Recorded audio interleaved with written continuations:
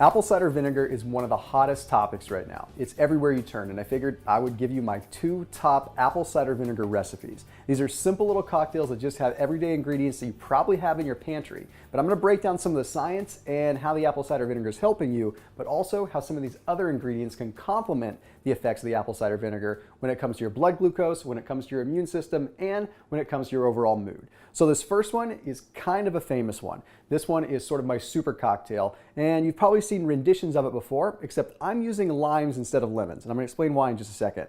So first things first, all I've got is 2 tablespoons of apple cider vinegar.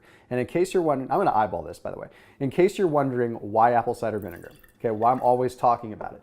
Okay, it contains something called acetic acid, and that acetic acid is really the root of why it's so beneficial. What that acetic acid does is it affects your blood glucose quite dramatically, and there's one study that in particular I thought was pretty interesting. Okay, it took 3 groups of individuals. Okay, it took one group that had prediabetes, one group that had diabetes, and one group of seemingly healthy normal people.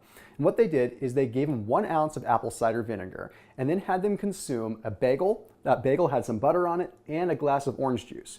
What they were looking at is what happened to their blood glucose after consuming that high carbohydrate meal. Well, across the board, they all saw a decrease in their overall blood glucose. In fact, the pre-diabetic group saw a 50% reduction in blood glucose, and the diabetic group saw a 25% reduction in blood glucose, simply by having a little bit of apple cider vinegar. So by kickstarting your day with apple cider vinegar, you're setting the pace and making sure that your body's metabolizing carbohydrates quite a bit better. Then additionally, the acetic acid has some huge effects when it comes to your immune system. So to make that point, mycobacterium, one of the most lethal, most fatal bacteria that's out there. Think tuberculosis, that kind of fatal. Well, apple cider vinegar is one of the only compounds that has been shown to actually kill off this antibiotic-resistant form of bacteria. That just gives you an idea of the overall power of apple cider vinegar. Think about what it's doing inside your body. All right, then we have cayenne pepper.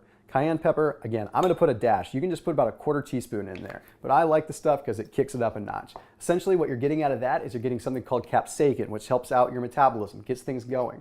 But it also has something called substance P. What substance P is something that nullifies some of the signaling from your nerves. So it can actually reduce nerve pain, and it can actually reduce joint pain. So if you're someone that's stiff when you first get up in the morning, that's going to make a big difference. Okay, next thing that I want to add is I just want to add about a 1/4 teaspoon to a 1/2 teaspoon of ground ginger. Okay, doing this for digestive support and for circulation. So it's going to help you get out in the morning, help you digest a little bit better, which we could all use first thing in the morning. Then cinnamon. We're getting more digestive benefit, but we're also getting more blood glucose benefit, just like we're getting from the apple cider vinegar. And I'm just going to put, again, about a 1/4 teaspoon in there. You don't need much. Okay, one other benefit to cinnamon is the fact that you actually get lipid metabolism improvement too. So if you're someone that has an issue with digesting fats, okay, maybe you have a gallbladder issue, or maybe you just get kind of bloated whenever you have a high amount of fats, this would be a great meal to have simply by adding the cinnamon to the mix to eat with like a higher fat breakfast that maybe has some eggs in it. All right, then we're going to add the star of the show, which is going to be a lime. Most people want to use a lemon, and that's all good, but limes actually have higher components of limonene in it. So the main benefit that we get out of limonene is what it does to our liver enzymes. So it temporarily elevates our liver enzymes, which means that our liver is working at a higher capacity. It means that our ability to detox is improved temporarily. So when we're getting all these ingredients combined, we're getting a pretty massive influx of immune support, blood sugar control, and of course a detoxification aspect. Then last but not least, I'm simply going to add about 10 to 12 fluid ounces of water. You can add a little bit of honey or a little bit of stevia to this, but this is really all you need to start your day. And it actually doesn't taste half bad. It's a little bit powerful, but it wakes you up, kicks your butt, and gets you going for the start of the day. All right, now I'm gonna move over right into the second drink. This is one that I discovered not that long ago. Okay, this one is actually one that you wanna have a little bit later in the day. I don't recommend starting your day with this one. So right here, I've got some muddled up strawberries. They look a little bit nasty because they've been muddled up. Okay, they defrosted a little bit, and then I smashed them up a little bit with a fork. All you're gonna do, place that into the bottom of a cup. Now, I know it looks gross, but trust me on it, you're fine. The reason I'm using strawberries, they're super low glycemic. If you're gonna use a berry, use strawberries or use raspberries, simply because you're going to get the fiber from them, so it's gonna keep you full, but you're not having this major spike in your GI index, so you're not gonna have a big blood glucose spike. Okay, then I'm gonna take another lime. I'm a big fan of limes in case you haven't figured that out. Simply put it in the little squeezer. I'm gonna actually do a full lime in this one. Try to get a little bit more. This is more of a detoxing drink versus a morning kickstart. So I got the juice of 1 full lime.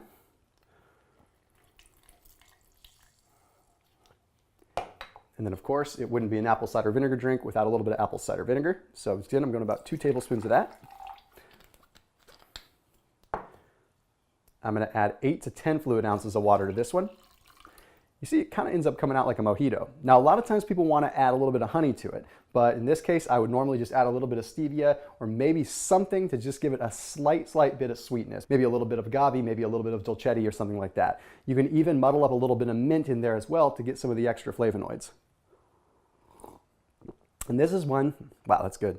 This is one that I would recommend drinking right after dinner, simply because it's going to help you with a digestive benefit, but it's also going to be a little bit sweet and give you that nice little semi-pseudo dessert kind of mock-up so you don't feel like diving into the cheesecake. So there you have it, 2 very simple apple cider vinegar recipes that you can use, one in the morning and one at night. One to kickstart your day and help your immune system, and the other to keep you satiated and give you the benefits and help drop down the blood glucose after that overbearing dinner that you just had. I will see you in the next video, and make sure you comment and let me know what videos you want to see in the future.